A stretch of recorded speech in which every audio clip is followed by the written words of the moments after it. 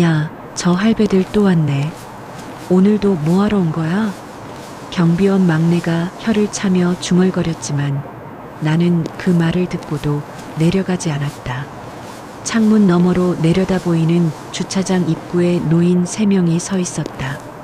흰 머리에 낡은 점퍼, 손에는 보온병 하나씩. 딱 보기에도 공원에서 장기나 두다 심심해서 걸어온 동네 할아버지들 같았다. 사연 시작하기 전에 구독, 좋아요 버튼을 눌러주시면 저에겐 다음 영상을 만들 수 있는 큰 힘이 됩니다. 오늘 하루가 조금 더 행복해질 거예요. 그런데 묘하게 눈을 뗄 수가 없었다. 뭔가 달랐다. 그냥 서 있는 게 아니었다. 3명이 아무 말 없이 정문을 향해 일정한 간격으로 서서 건물 전체를 바라보고 있었다. 마치 오래전부터 이 건물의 구조를 외우고 있었던 사람들처럼. 내가 처음 이 일을 알게 된 건 우리 회사 인사팀 후배인 이준서 때문이었다. 준서는 밝고 능글맞은 녀석이었는데 작년 겨울부터 표정이 완전히 바뀌었다. 눈에 다크서클이 내려앉고 점심시간에도 밥을 잘 못 먹었다. 처음엔 연애 문제인 줄 알았다. 나중에야 진짜 이유를 알았다. 준서 아래층에 새로 이사온 입주자가 있었다. 30 초반에 혼자 사는 남자였다. 층간소음이 문제였다. 밤마다 쿵쿵거리는 소리, 새벽 2시에 갑자기 울리는 TV 소리, 주말 아침 일찍 시작되는 드릴 소리. 준서가 처음 내려가서 정중하게 얘기했을 때 그 남자는 문도 안 열고 이렇게 대답했다고 한다. 그래서요? 그게 끝이었다. 그 뒤로 준서가 몇 번을 더 찾아갔지만 결과는 똑같았다. 어떤 날은 아예 문을 안 열었고 어떤 날은 슬리퍼 끄는 소리만 들리다가 그냥 조용해졌다. 관리사무소에 신고했더니 공문 한 장 붙이는 걸로 끝. 경찰을 불렀더니 민사 문제라며 돌아갔다.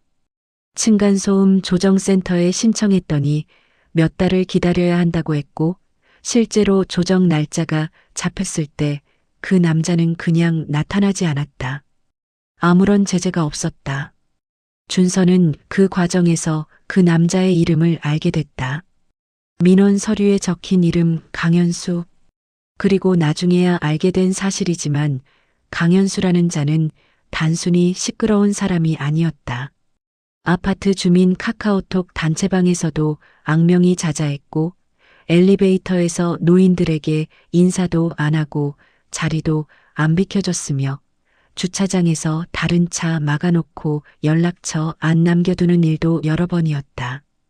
20대 후반에서 30대 초반의 이 남자는 규칙이라는 개념 자체가 없는 사람이었다. 아니, 더 정확히는 자기한테 당장 불이익이 없으면 세상에 어떤 규칙도 지킬 이유가 없다고 생각하는 사람이었다. 준서가 포기하려던 어느 저녁 아파트 1층 엘리베이터 앞에서 한 노인이 말을 걸었다고 한다. 이르는 넘어 보이는 백발의 남성 체구가 작고 허리가 약간 굽어 있지만 눈빛만큼은 또렷한 사람이었다. 4층 사는 젊은이 맞죠?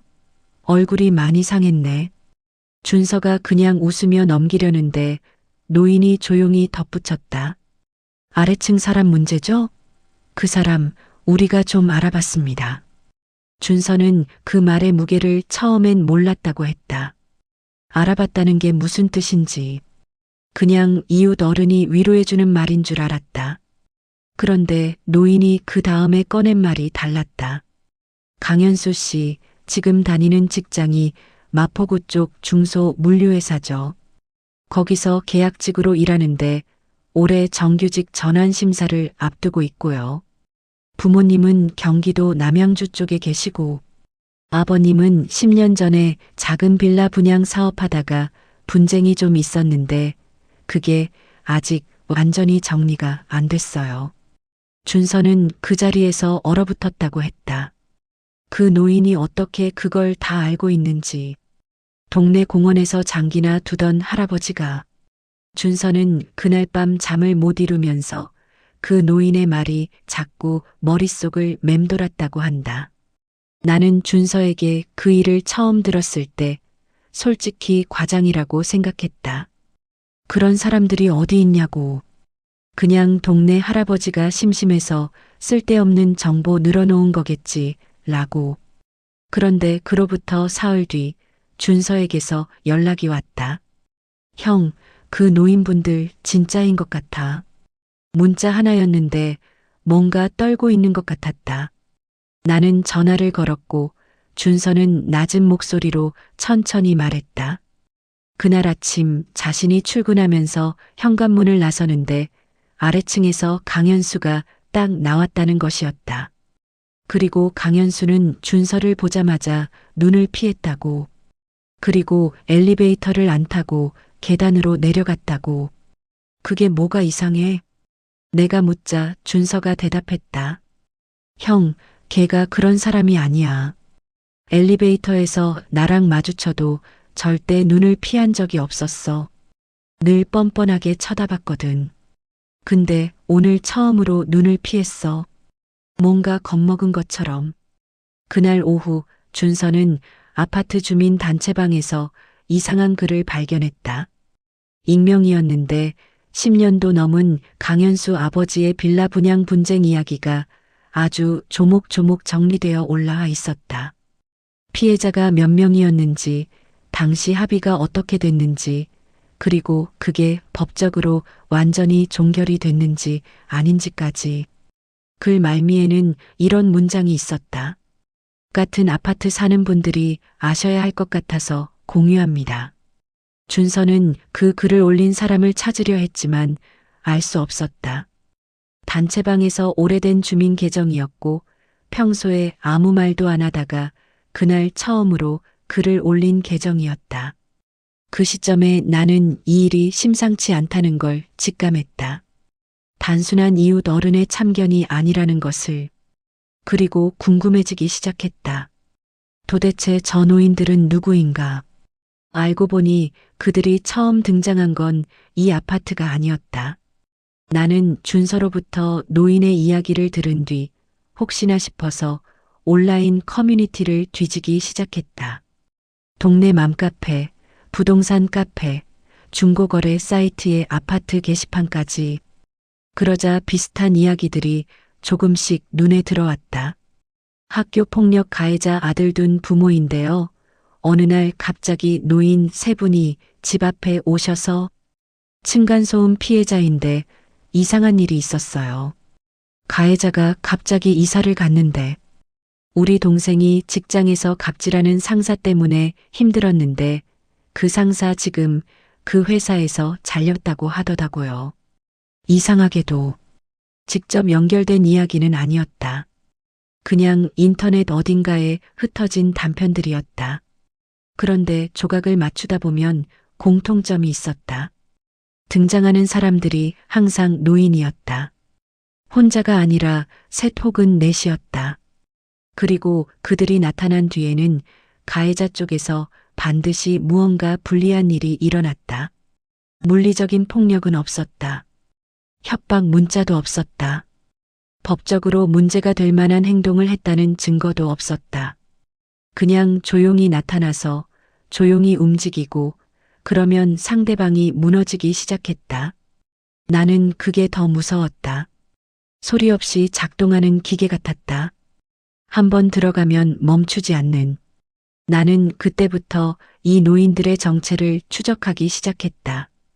기자는 아니었고 그냥 호기심이 많은 평범한 직장인이었다. 하지만 뭔가에 끌리는 느낌이 있었다.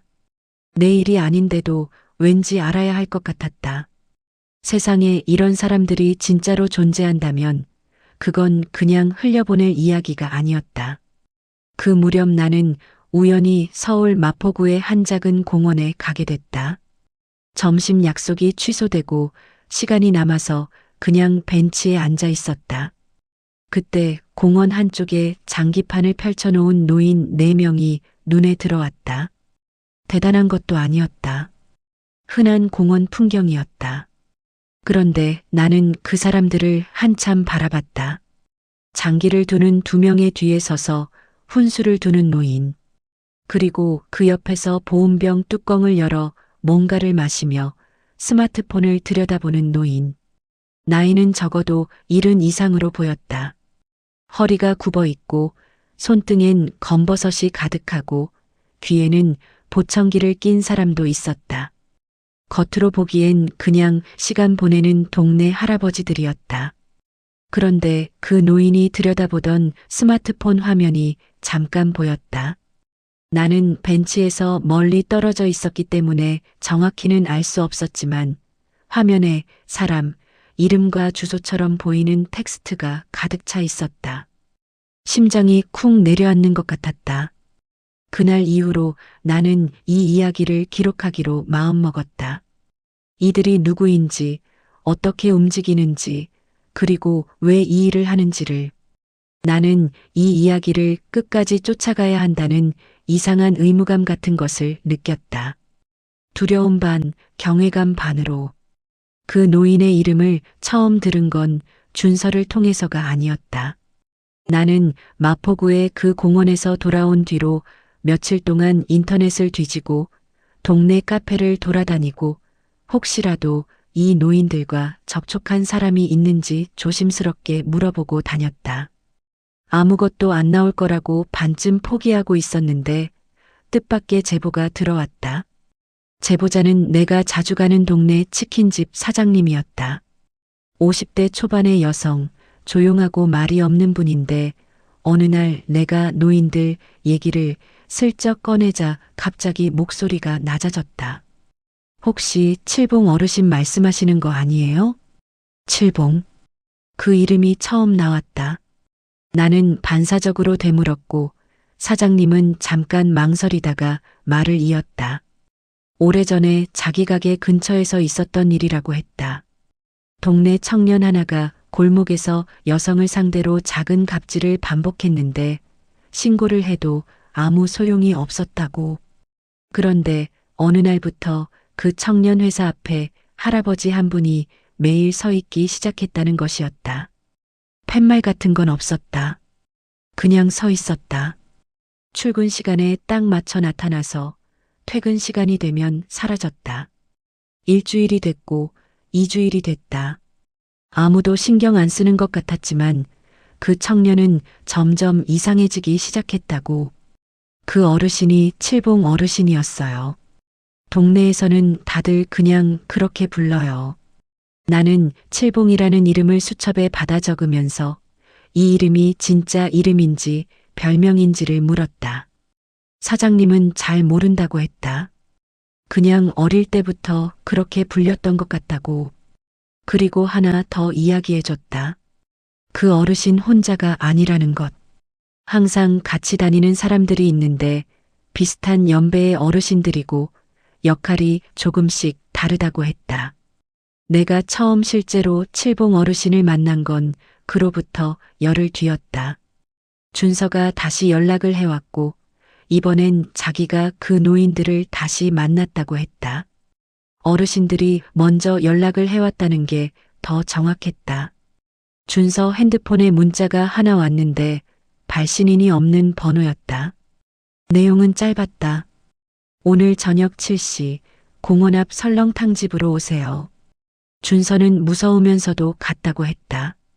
나도 같이 가겠다고 했고 준서는 잠깐 망설이다 허락했다.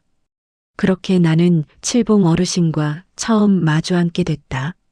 식당 한쪽 구석 테이블. 노인 3명이 먼저 와서 앉아 있었다. 칠봉 어르신은 가운데였다. 70이 넘어 보이는 백발의 남성 체구는 작았지만 앉아있는 자세가 꼿꼿했다. 양옆에 두 분도 비슷한 연배였다. 왼쪽 어르신은 두꺼운 뿔테 안경을 끼고 있었고 오른쪽 어르신은 머리를 짧게 민 채 팔짱을 끼고 있었다. 셋 다 말이 없었다. 우리가 앉자마자 칠봉 어르신이 먼저 입을 열었다. 잘 오셨어요. 많이 힘드셨죠? 목소리가 생각보다 낮고 부드러웠다. 위협적이지 않았다. 그런데 묘하게 압도되는 느낌이 있었다.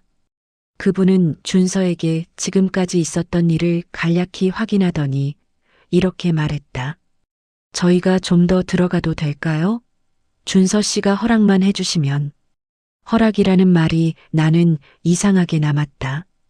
이분들이 하는 일이 뭔지도 모르면서 허락을 해줘야 한다고? 나는 옆에서 조심스럽게 물었다. 어르신들이 하시는 게 정확히 뭔가요? 칠봉 어르신이 나를 바라봤다. 잠깐 침묵이 흘렀다. 우리가 할 수 있는 일을 할 뿐입니다. 시간이 많고 아는 사람이 많고 잃을 게 없으니까요. 그게 전부였다. 더 이상의 설명은 없었다. 그리고 나는 그 순간 이 세 마디가 가장 정확한 설명이라는 것을 직감했다. 시간이 많다. 아는 사람이 많다. 잃을 게 없다. 이 세 가지가 이 노인들의 무기였다. 그날 저녁 이후로 나는 이 어르신들이 어떻게 움직이는지를 조금씩 알게 됐다. 칠봉 어르신이 직접 설명한 게 아니었다.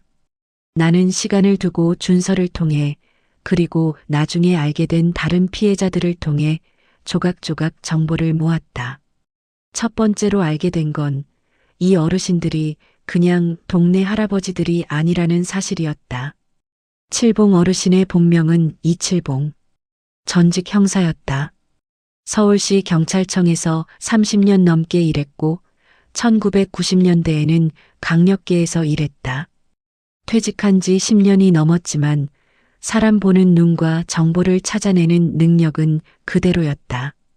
뿔테 안경의 어르신은 박인철이라는 분으로 전직 세무사였다. 평생 세금 일을 해온 분이라 사람들의 재산과 사업 구조를 읽는 눈이 남달랐다. 짧은 머리의 어르신은 최기수 전직 신문기자였다. 40년 가까이 지역 신문에서 일했고 발로 뛰어 정보를 모으는 방식에 익숙한 분이었다. 이 세 분이 은퇴 후에 같은 아파트 단지에 살게 되면서 공원에서 장기를 두기 시작했다. 처음엔 그냥 소일거리였다. 그런데 어느 날 이칠봉 어르신이 같은 단지 주민 하나가 사기를 당하는 걸 우연히 알게 됐다. 고령의 여성 주민이 20대 젊은 남자에게 전세 사기를 당한 건이었는데 경찰에 신고했지만 처리가 너무 느렸다. 이칠봉 어르신이 30년 형사 경력으로 그 남자를 하루 만에 찾아냈고 박인철 어르신이 그 남자의 재산 구조를 파악했으며 최기수 어르신이 해당 남자의 회사 주변 사람들에게 전달할 만한 정보를 정리했다. 사흘 만에 그 남자는 피해자에게 돈을 돌려줬다. 그 일이 소문이 났다. 조용히 입에서 입으로. 그 뒤로 가끔 비슷한 요청이 들어오기 시작했다. 이 어르신들이 적극적으로 홍보를 한 게 아니었다. 그냥 아는 사람이 아는 사람을 통해 정말 억울한 사람들이 조용히 찾아왔다. 대부분 법으로는 해결이 안 되는 것들이었다. 신고해도 소용없는 것, 민사소송을 하기엔 돈이 너무 드는 것, 잘못을 저질렀지만 법적 처벌이 안 되는 것들. 그런 사람들이 어르신들 앞에 앉았다. 그리고 어르신들은 들었다. 판단했다. 그리고 움직이거나 움직이지 않았다. 움직이지 않는 경우도 있었다. 어르신들 나름의 기준이 있었다. 단순히 억울하다고 다 해결해주진 않았다. 피해자가 먼저 스스로 할 수 있는 모든 합법적인 방법을 다 써봤는지, 억울함이 실제인지, 그리고 자신들이 움직였을 때 선에 없는 방향으로 흘러갈 가능성은 없는지를 꼼꼼히 따졌다. 이 원칙이 내게는 인상 깊었다. 그냥 복수 대행업이 아니었다. 이 어르신들에게는 자신들만의 윤리가 있었다. 강현수 건으로 이야기를 돌아오면 어르신들이 처음 한 건 아주 단순한 것이었다. 강현수가 다니는 회사의 위치와 출퇴근 시간을 파악한 것. 그리고 그 회사 주변의 지형을 파악하는 것. 이칠봉 어르신이 그쪽 동네 파출소 출신 후배에게 연락을 해서 그 지역 골목과 상가 구조를 자연스럽게 파악했다. 그 다음은 박인철 어르신의 차례였다. 강현수의 회사가 올해 정규직 전환 심사를 앞두고 있다는 정보는 사실이었다. 그 회사는 중소 물류업체로 인사평가 방식이 비교적 주관적인 구조였다. 즉, 회사 내부의 분위기와 평판이 중요한 회사였다. 박인철 어르신은 그 회사와 거래하는 세무 쪽 아는 분을 통해서 회사 내 비공식적인 분위기를 파악하기 시작했다. 강현수가 회사에서 어떻게 평가받고 있는지, 동료들 사이에서 어떤 사람으로 인식되는지, 그리고 최기수 어르신의 역할은 가장 조용했지만 가장 파급력이 컸다. 그분은 40년 가까이 기자 생활을 하면서 쌓아온 인맥으로 각 지역 커뮤니티에 영향력 있는 사람들을 알고 있었다. 아파트 단지 주민 카카오톡 단체방에 강현수 아버지의 과거 분쟁 정보를 올린 것도 어딘가 연결된 오래된 인맥을 통한 것이었다. 직접 올린 게 아니라 그 정보를 전달받은 주민이 자연스럽게 공유하도록 흘린 것이었다. 세 분의 역할이 맞물리면서 강현수는 아직 아무것도 당한 게 없었지만 이미 주변이 조금씩 변하기 시작하고 있었다. 아파트 단체방에서 분위기가 달라졌고 회사에서는 뭔가 수군거리는 느낌이 들기 시작했으며 강현수 자신은 그게 왜인지 어디서 시작됐는지 알 수가 없었다. 그리고 그 알 수 없음이 그를 가장 무너뜨리는 것이었다. 나는 이 과정을 지켜보면서 한 가지 사실을 깨달았다. 이 어르신들이 무서운 이유는 물리적인 힘이나 금전적인 자원 때문이 아니었다. 이 어르신들이 진짜 강한 이유는 세상 사람들이 가장 무서워하는 것, 즉, 눈에 보이지 않는 압박을 만들어낼 수 있다는 것이었다. 그리고 그 압박은 아무리 젊고 뻔뻔한 사람도 결국 무너뜨린다. 왜냐면 인간은 원인을 알 수 없는 불안을 가장 견디지 못하기 때문이다.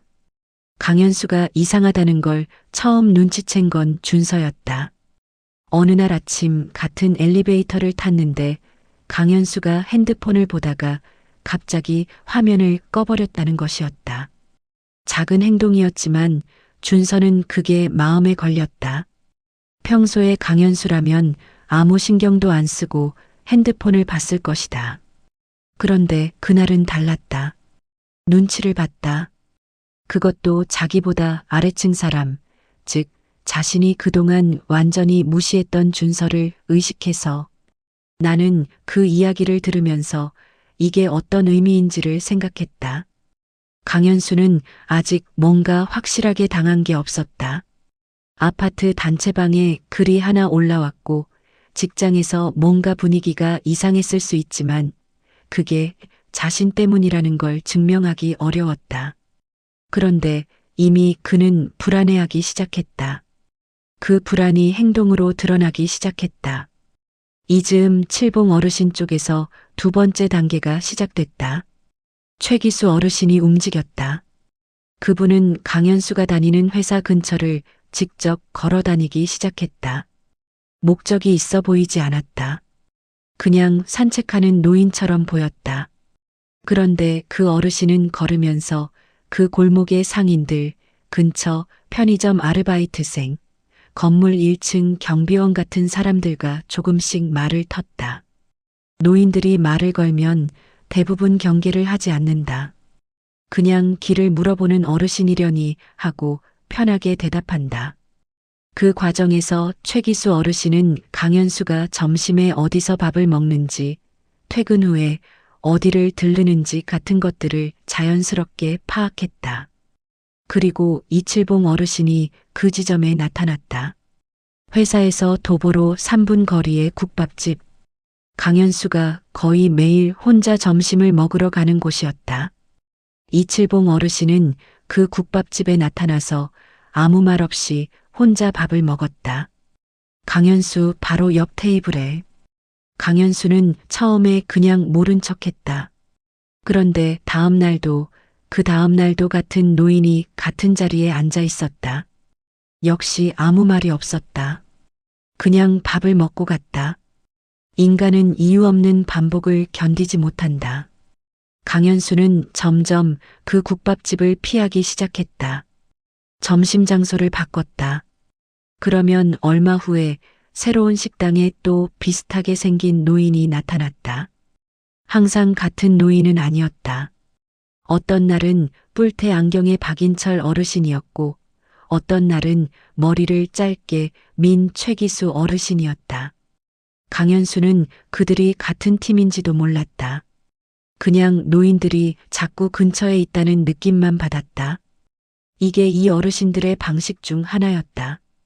존재감 주기. 상대가 의식하도록 만들되 상대가 그걸 증명할 수 없게 하는 것.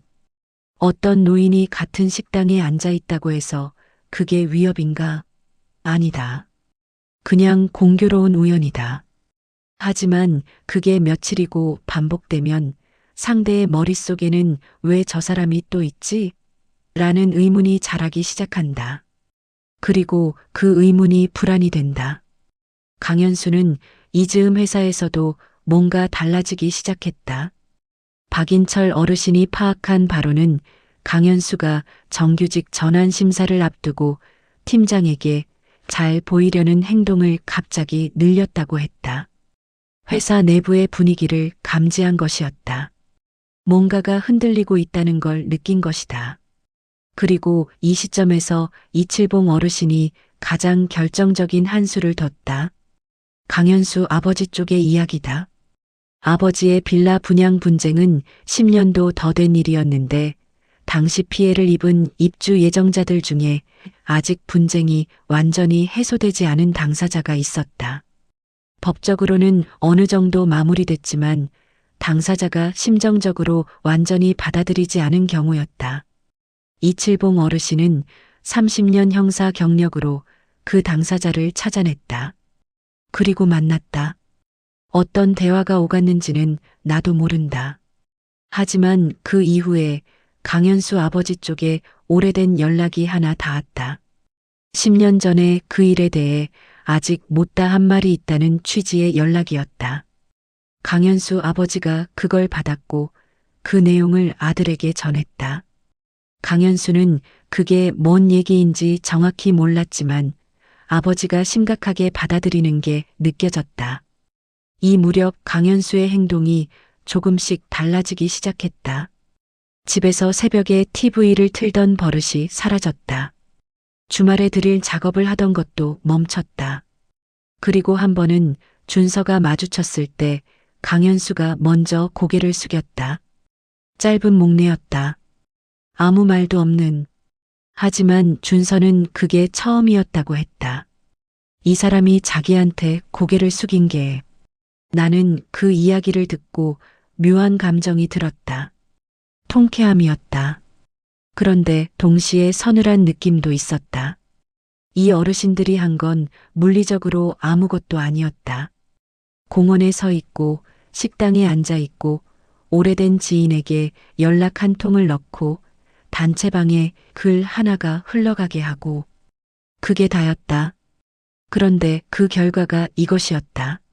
한 인간이 자기가 무시하던 사람 앞에서 고개를 숙이기 시작한 것이었다. 그 즈음 나는 이 어르신들의 또 다른 면을 알게 됐다. 이분들이 이 일을 통해 아무런 금전적인 보상을 받지 않는다는 것이었다. 피해자에게 돈을 받지 않았다. 준서에게도 아무것도 요구하지 않았다. 그러면 왜 하는 건지를 내가 조심스럽게 물었더니 칠봉 어르신이 짧게 말했다. 우리 손자 손녀들이 살아가는 세상이잖아요. 그 한마디가 오래 남았다. 이 어르신들은 자기 자식이나 손자 세대가 당하는 걸 그냥 두고 볼 수가 없었던 것이다. 법이 느리고 행정이 무능하고 피해자가 혼자 싸우다 지쳐 쓰러지는 걸 너무 많이 봐왔던 사람들이었다. 그래서 자신들이 가진 것, 즉 시간과 경험과 인맥을 꺼낸 것이었다. 나는 이 지점에서 이 어르신들이 단순한 복수대행 집단이 아니라는 걸 다시 한번 확인했다. 이분들이 하는 건 복수가 아니었다. 균형을 되찾는 일이었다. 법이 만들지 못한 정의의 빈틈을 자신들의 방식으로 메우는 것이었다. 그리고 그 방식이 어떤 폭력보다 더 오래가고 더 정확하게 작동했다. 강현수 건이 마무리되던 날 준서에게서 연락이 왔다. 형, 걔 이사 간대. 소리 없이 갑자기 다음 달 말까지 나간다고 했다. 이유는 몰랐다. 강현수 본인이 이유를 말하지 않았고 물어볼 수도 없었다. 그냥 어느 날 부동산에 내놨고 계약이 빠르게 됐다고 했다. 나는 그날 밤 혼자 생각에 빠졌다. 이 어르신들이 한 건 위협도 아니었고 폭력도 아니었다. 그런데 결과는 이것이었다. 자신이 저지른 일들의 무게가 자신의 현실 어딘가에가 닿았을 때 사람은 결국 무너진다는 것. 그리고 그 무게를 아주 정밀하게, 아주 조용하게 올려놓을 수 있는 사람들이 이 어르신들이었다. 강현수 건이 마무리된 이후에도 나는 칠봉 어르신들을 계속 만났다.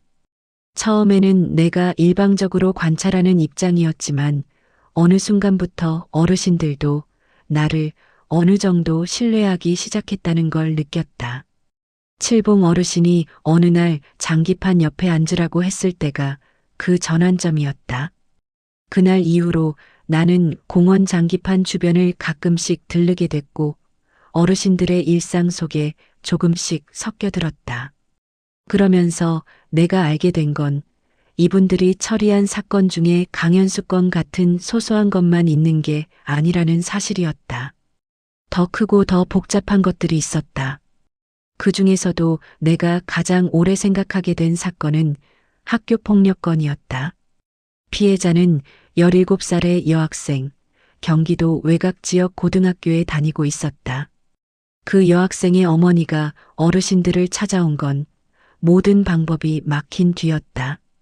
학교에 신고했더니 가해 학생들의 부모가 학교에 압력을 넣어서 사건이 흐지부지 됐다.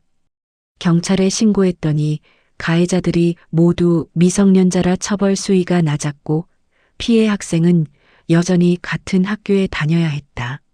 학교 측에서는 가해자들도 학교에 다닐 권리가 있다며 전학 처리를 해주지 않았다.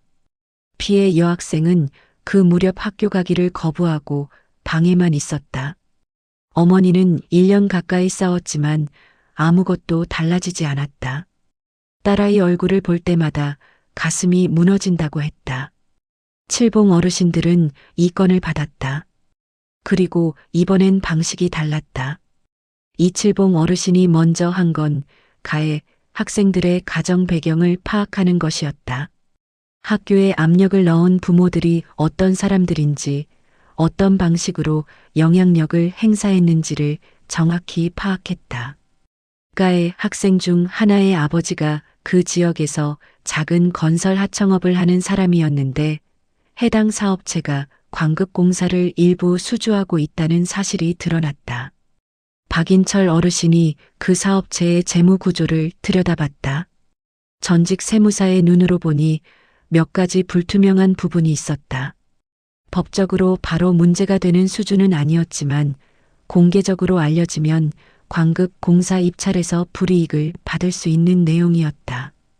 그리고 최기수 어르신은 그 지역 교육계의 오래된 인맥을 통해 해당 학교의 학교폭력대책위원회 운영 방식에 대한 문제 제기를 할 수 있는 경로를 찾아냈다. 학폭위가 적절한 절차를 밟지 않았다는 민원이 교육청에 접수되도록 한 것이었다. 이 세 가지가 동시에 작동하기 시작했을 때 가해자 측 부모 중 한 명이 먼저 움직였다. 건설 하청업을 하는 그 아버지가 갑자기 조용해졌다.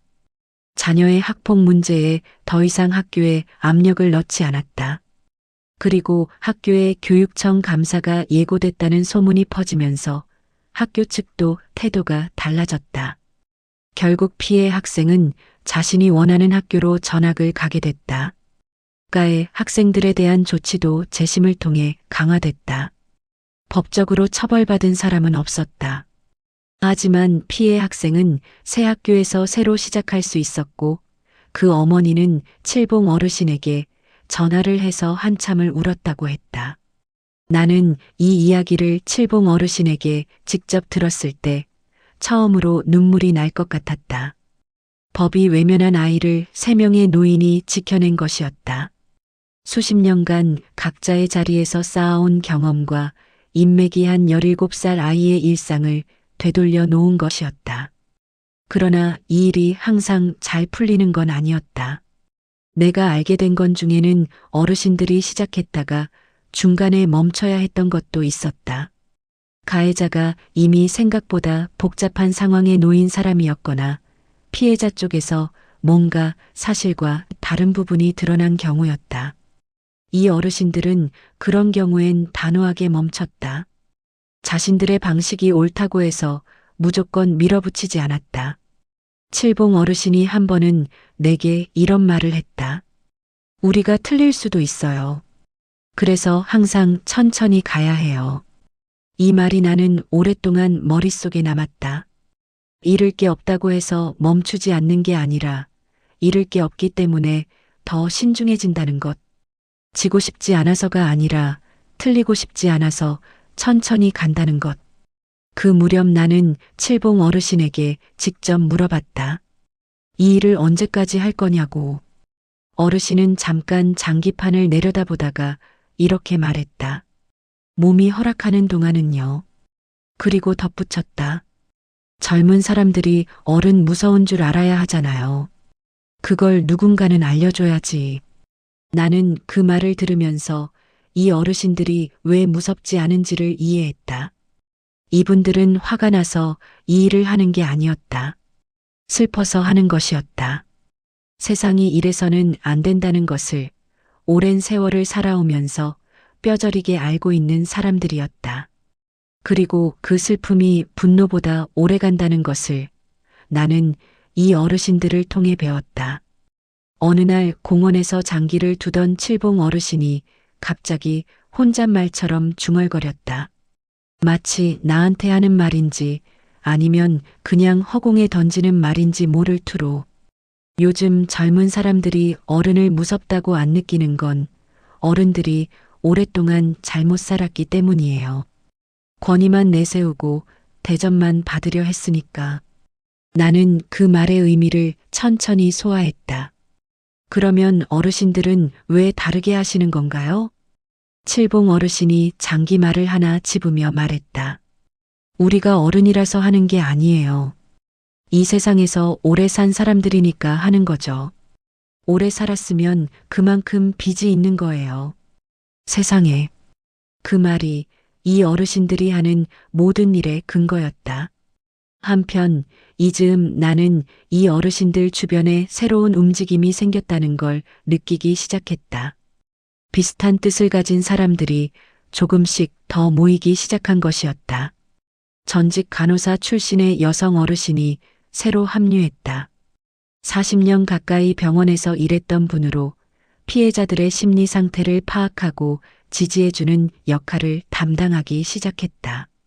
또 한 분은 전직 우체국 직원이었는데 전국의 인맥망이 어마어마했다. 우체국은 어떤 지역에나 있고 어떤 사람들도 이용하기 때문에 그 어르신은 전국 어느 지역에나 아는 사람이 있다고 해도 과언이 아니었다. 작은 공원의 장기판 주변이 조금씩 넓어지고 있었다. 그리고 그것이 누군가에게는 희망이었고 누군가에게는 경고였다. 내가 이 이야기를 기록하기 시작한 지 반년이 조금 넘었을 무렵 칠봉 어르신에게 전화가 왔다. 처음 있는 일이었다. 어르신이 먼저 나에게 연락을 해온 건 내일 공원으로 올 수 있어요? 목소리가 평소와 달랐다. 낮고 조용했지만 뭔가 무게가 실려 있었다. 나는 말없이 그러겠다고 했다. 다음 날 오전 10시 나는 공원에 도착했다. 칠봉 어르신이 혼자 벤치에 앉아 있었다. 장기판도 다른 어르신들도 없었다. 어르신은 나를 보자 손짓으로 옆에 앉으라고 했다. 한 가지 건을 이야기해 줄 테니까 잘 들어요. 그 말로 시작됐다. 이야기는 한 가족에 대한 것이었다. 서울 외곽 지역에 사는 60대 여성, 평생 소박하게 살아온 분이었다. 그 여성의 아들이 몇 년 전부터 직장 내 괴롭힘을 당해왔는데 가해자는 그 회사의 팀장이었다.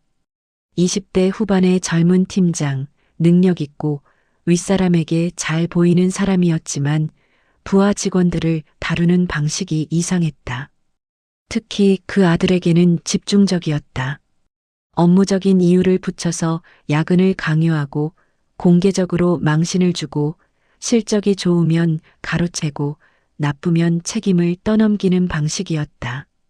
그 아들이 견디다 못해 회사 내 신고 채널에 익명으로 제보를 넣었는데 그 팀장이 어떻게 알았는지 제보자가 누구인지를 파악해냈다.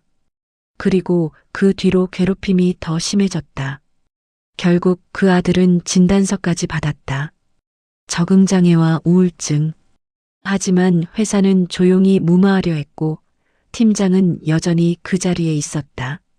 그 어머니가 칠봉 어르신을 찾아온 건 아들이 한 달째 방에서 나오지 않던 때였다고 했다. 그 어머니는 칠봉 어르신 앞에서 말을 하다가 중간에 멈추고 오래 울었다고 했다. 제 아들이 처음엔 성실하고 밝은 애였는데 지금은 눈빛이 없어요. 칠봉 어르신은 그 말을 들으면서 아무 말을 안 했다고 했다. 그냥 옆에 있었다고. 그 침묵이 그 어머니에게는 첫 번째 위로였다고. 어르신들이 이 건을 받기로 결정하면서 처음에 한 것은 팀장의 이름을 파악하는 것이었다. 이름은 김민재, 29살. 해당 회사에 입사한 지 5년 만에 팀장이 됐는데 빠른 승진의 배경에는 윗사람에 대한 철저한 복종과 아랫사람에 대한 통제력이 있었다. 회사 내에서 능력자로 인식됐지만 팀 내 이직률이 유독 높다는 것도 사실이었다. 떠난 사람들이 말을 안 했을 뿐이었다. 이칠봉 어르신이 이 건에서 제일 먼저 한 건 퇴직한 팀원들을 찾는 것이었다. 30년 형사 경력이 여기서 다시 빛을 발했다. 소셜미디어, 직업 플랫폼, 동종업계 인맥을 통해 그 팀에서 나간 사람들이 어디 있는지를 추적했다. 그리고 직접 만났다. 대부분은 처음엔 이야기하기를 꺼렸다. 회사를 나온 지 시간이 지났고 다시 긁어내고 싶지 않은 기억이었다. 그러나 칠봉 어르신이 직접 나선 경우엔 달랐다. 이분이 사람을 만날 때의 방식은 특별했다. 절대 서두르지 않았다. 밥을 한 끼 먹고 차를 한 잔 마시고 그냥 이런저런 이야기를 하다 보면 상대가 먼저 이야기를 꺼냈다고 했다. 전 팀원 중 3명이 결국 입을 열었다. 그 중 한 명은 자신이 당했던 일을 녹음한 파일을 갖고 있었다. 당시에 회사에 제출하려다 포기했던 것이었다. 이 3명의 증언과 녹음 파일이 하나의 묶음으로 정리됐다. 그리고 박인철 어르신이 그 회사의 구조를 들여다봤다. 직장 내 괴롭힘 예방 의무를 사업자가 갖고 있다는 건 2019년 이후 개정된 근로기준법에 명시된 사항이었다. 어르신은 이 회사가 해당 의무를 어떻게 이행하고 있는지, 신고 채널이 실제로 작동하는지를 들여다봤다. 결론은 형식적인 운영에 그쳤다는 것이었다. 최기수 어르신은 이번엔 언론 쪽 인맥을 썼다. 직접 기사를 쓰는 게 아니었다. 그냥 이 회사에서 이런 일이 있다는 것을 자신이 아는 지역 매체 기자에게 흘렸다. 기자는 그걸 취재해봤고 실제로 기사화가 될 가능성이 있다는 판단을 내렸다. 이 3가지가 동시에 준비됐다. 그리고 어르신들은 기다렸다. 그들이 가진 가장 강한 무기 중 하나가 바로 이것이었다.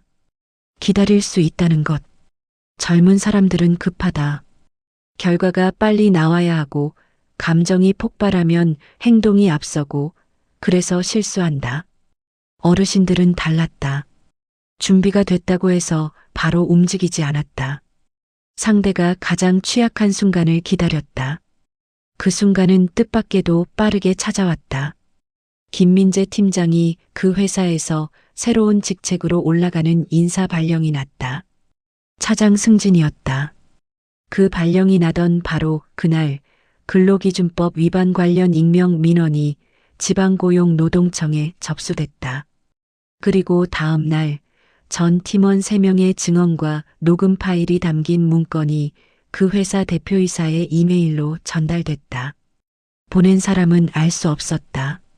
그리고 그날 저녁 지역 매체 기자에게서 그 회사의 인사 담당자에게 취재 요청 연락이 갔다.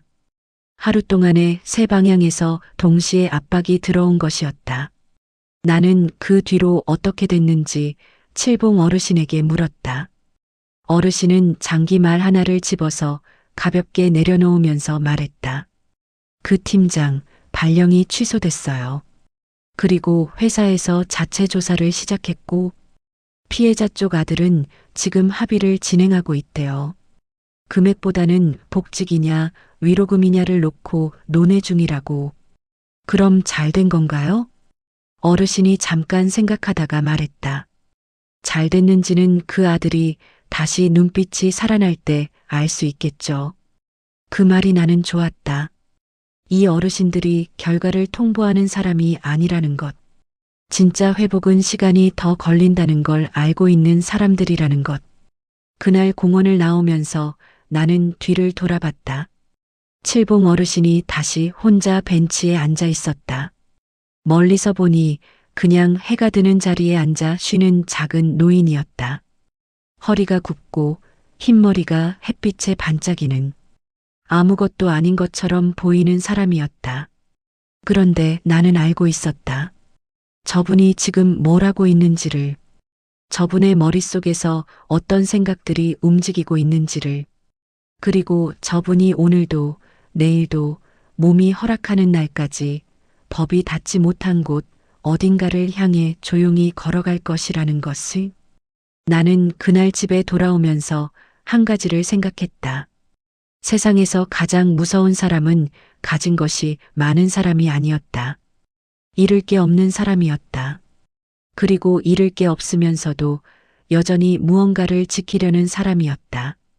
그 사람들이 공원 벤치에 앉아서 장기를 두고 있었다. 아무도 눈치채지 못하게, 아무도 막을 수 없게.